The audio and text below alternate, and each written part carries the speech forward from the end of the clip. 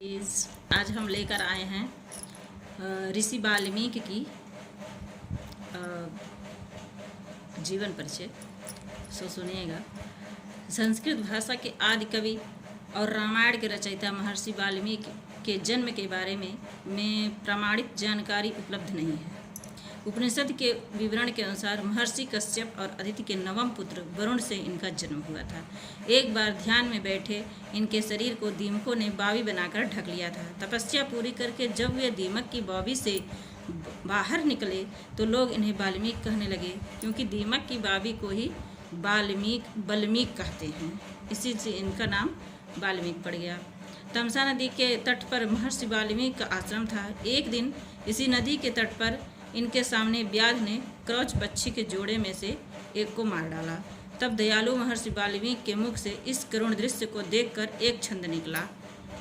यह संस्कृत भाषा में प्रथम अनुष्टुप छंद का श्लोक था। भगवान श्री राम की कथा के आधार पर महर्षि वाल्मीकि ने रामायण महाकाव्य की रचना की थी।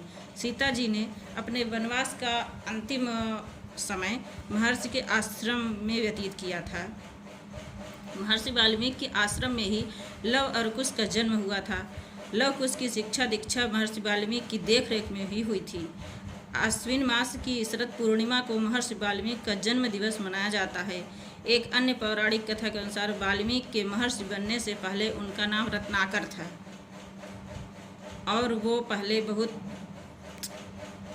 वैसा काम करते थे,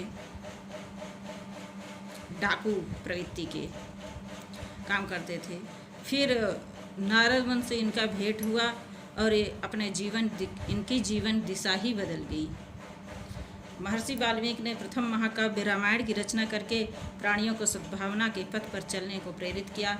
ऐसे ऋषि वाल्मीकि जी को मेरा कोटि कोटि प्रणाम। आप सबको बाय बाय।